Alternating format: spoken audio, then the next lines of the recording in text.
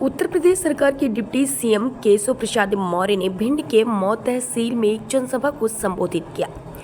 भिंड भाजपा लोकसभा प्रत्याशी संध्या राय के समर्थन में उत्तर प्रदेश सरकार के डिप्टी सीएम केशव प्रसाद मौर्य आज भिंड पहुंचे, जहां उन्होंने मऊ तहसील में एक जनसभा को संबोधित किया। वहीं उन्होंने जनसभा को संबोधित करते हुए कहा, केंद्र की सरकार ने कई गरीब जन कल्याण योजना लागू की, उसका सीधा फायदा गरीब जनता को हो। वहीं उन्होंने आगे कहा, भव्य राम मंदिर का निर्माण भी मोदी सरकार ने किया। और वहीं उन्होंने कहा, भाजपा की लोकसभा प्रत्याशी संध्या राय को दोबारा अपना समर्थन दे। मध्य प्रदेश में 2019 में 28 लोकसभा सीटें जीते थे। मुझे पूरा विश्वास है कि इस बार 28 नहीं 29 की 29 लोकसभा सीटें जीतेंगे। जम्मू कश्मीर से 370 हटाया है। देश के प्रधानमंत्री माननीय नरेंद्र मोदी जी ने अपील किया है कि हर बूथ पे 370 वोट इस बार जितना पिछली बार मिला था उसमें और बढ़ोतरी करें और रिकॉर्ड वोटों से मध्य प्रदेश की सभी लोकसभा सीटों को, देश की सभी लोकसभा सीटों को जिताने का काम करें। 2024 का ऐतिहासिक चुनाव है। ये देश को 5 साल नहीं 100 साल आगे बढ़ाएगा और हमारी भाजपा की प्रत्याशी आदरणीय हमारी संध्या राय जी बहुत बड़े वोटों से यहाँ पर विजयी होंगी, ऐसी मुझे उम्मीद है। मैंने सबसे अपील भी किया है, आकर के अच्छा लगा। मध्य प्रदेश में 2 चरणों में चुनाव हुए, आप वोट बढ़ाने की बात कर रहे हैं, लेकिन मध्य प्रदेश में दोनों ही चरणों में जो वोट प्रतिशत है वो गिर गया है। खासकर मैंने इसीलिए अपील किया है सबसे कि मतलब हम विश्वास से भरे हैं, भारी मतों से जीत रहे हैं और रिकॉर्ड वोटों से जीतेंगे भी, लेकिन इस उत्साह में वोट डालने में हमारे कार्यकर्ता, कांग्रेस वाले तो निराशा के गर्त में डूबे हुए हैं। उनके लोग तो वोट डालने जा नहीं रहे हैं, वोट मांगने भी नहीं जा रहे हैं, लेकिन हमारे कार्यकर्ता वोट मांगने जा रहे हैं, वोट डालने के लिए भी जा रहे हैं, लेकिन भारी मतदान कराने का काम। जयराम रमेश का कहना है कि दक्षिण में बीजेपी साफ और यूपी में हाफ हो जाएगी। 4 जून को दिन में तारे नजर आएंगे उनके श्री राहुल गांधी जी आप 4 जून को 4 बजे के बाद नानी के घर जाने वाले। अच्छा, राहुल गांधी का टिकट अभी तक क्लियर नहीं हो पा रहा है तो मुझे भाजपा में उनको मैंने ज्वाइन नहीं कराया, वो कांग्रेस के। जमीन और आसमान का अंतर है काम करने की क्षमता। भारतीय जनता पार्टी जिस दल से संध्या राय प्रत्याशी है और कांग्रेस से जो प्रत्याशी फूल सिंह बरैया जी हैं, कांग्रेस और बीजेपी में जमीन और आसमान का कार्य पद्धति में अंतर है। भारतीय जनता पार्टी की कथनी और करनी में कोई अंतर नहीं। भारतीय जनता पार्टी जो कहती है वो करती है। भारतीय जनता पार्टी और कांग्रेस में इतना फर्क है तो कांग्रेस छलावर करके अभी तक वोट लेती आई, लेकिन भारतीय जनता पार्टी काम के आधार पर और इस हिंदुस्तान की जनता के हर वर्ग के काम करने के बाद आज विश्व में सबसे बड़ी पार्टी के रूप में जो उभरी है, पंडित दीनदयाल उपाध्याय, डॉक्टर श्यामा प्रसाद मुखर्जी के पद चिन्हों पर चलकर अंतिम छोर के व्यक्ति को और पहली पंक्ति में लाके खड़ा करना, ये भारतीय जनता पार्टी के पंडित दीनदयाल उपाध्याय, श्यामा प्रसाद मुखर्जी के सपनों को साकार करती है। अभी वर्तमान से बहुजन समाज पार्टी की ओर से देवासी जरारिया मैदान में उतरे हैं और उन्होंने कहा है कांग्रेस पार्टी के द्वारा मुझे धोखा दिया गया और मेरे करियर को खराब कर दिया गया। इस बारे में आप क्या कहते हैं? वो जरारिया जी और कांग्रेस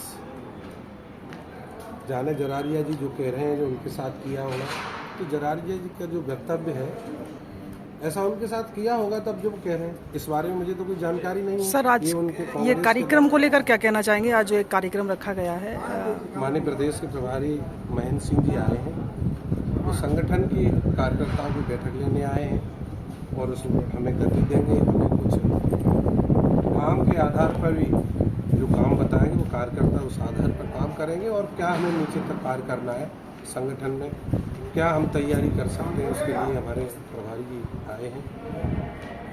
आपने पूछा कि बरैया जी और संध्या जी में कितना अंतर है, भारतीय जनता पार्टी और कांग्रेस में कितना अंतर है। तो आपने देखा होगा कि स्वतंत्रता के बाद जब कांग्रेस की सरकार बनी तो कभी किसान और जवान के आधार पर वोट मांगती रही, अनुसूचित वर्ग की बात करती है तो छलावा करके वोट लेती रही, लेकिन भारतीय जनता पार्टी की सरकार बनी तो डॉक्टर भीमराव अंबेडकर जी के जो तीर्थ स्थल बनाए वो भारतीय जनता पार्टी की देन है। रही कार्य की बात करें तो आप विकास की बात करें तो 2014 का भारत देखें और 2024 का भारत देखें। 2014 का भारत मनमोहन सिंह जी का भारत देखें और 2024 का नरेंद्र भाई मोदी जी के नेतृत्व में जो भारत है उसको देखें। ये तुलना करें और जनता तुलना कर रही। हमारे मित्र दल कांग्रेसी भी कह रहे हैं कि सरकार तो मोदी जी के नेतृत्व में बनने वाली है, वो स्वयं ही हार मान रहे हैं। और आप मीडिया के नीचे तक आपको जन जन तक पता है और आपको पता है, मुझे कहने की ज़रूरत नहीं है। रही बरैया जी की बात, तो जिस आधार पर वो चुनाव लड़ रहे हैं वो बीजेपी में भी आए थे, बीजेपी से वो कांग्रेस में चले गए, वो बहुजन में थे, फिर उन्होंने अपना दल भी बनाया, वो उनका अलग अपना सिद्धांत हुआ करते हैं। सवर्ण विरोधी गतिविधियों के सवर्ण विरोधी बयानबाजियों के चलते उन पर बहुत आक्षेप लगाए जाते हैं, इस बारे में क्या कहेंगे आप? जो उन्होंने बोला है ना वो आपके समझ है, जो वो बोलते थे ना वो तो मीडिया के समझ है, जनता के बीच में है। कथनी और करनी में कोई अंतर ही नहीं है। अगर उन्होंने बोला है तो वीडियो भी आ रहे हैं, चर्चा का भी विषय है, उसमें ज़्यादा बोलने की हमें ज़रूरत नहीं है। दूसरा, मैं एक और बात कहना चाहूँगा, माने संध्या राय जी दोबारा चुनाव के मैदान में कांग्रेस के भी सांसद रहे, लेकिन जिस तरह से जनता और जनार्दन ने उनको वोट देकर लोकसभा में भेजा, तो उन्होंने इस जनता जनार्दन की लोकसभा की आवाज़ को उस पटल पर रखने की पूरी कोशिश करी। और आपने देखा होगा संसद में हर मुद्दे को उठाकर ये साबित कर दिया कि इस जनता जनार्दन के दुख दर्द को हम पटल पर रखेंगे, हिंदुस्तान के पटल पर। इस हमारी लोकसभा में हमें किसकी ज़रूरत है, चाहे मेडिकल कॉलेज हो, चाहे 8 पुल का निर्माण किया हो रेलवे में, चाहे रेलवे स्टेशनों का भी जो जीर्णोद्धार हो रहा है उसका मामला हो, चाहे बाईपास रोड हो, चाहे 6 लेन की DPR बन रही है उसका मामला हो, चाहे आयुर्वेदिक औषधालय लेकर जो हॉस्पिटल कायम हुआ है भिंड में वो हो, अन्य सारे जो भी मुद्दे हैं उन मुद्दों को लेकर कभी कोई कोर कसर नहीं छोड़ी। हमेशा वो पढ़े लिखे हैं, योग्य हैं, एलएलएम हैं और सहज और सरल है। हमेशा आपने देखा होगा किसी भी कार्यकर्ता को सहज बात करना और सुनना उनकी कार्य क्षमता में है। बाकी बीजेपी की और कांग्रेस की कार्य पद्धति में कोई मुकाबला है नहीं ना।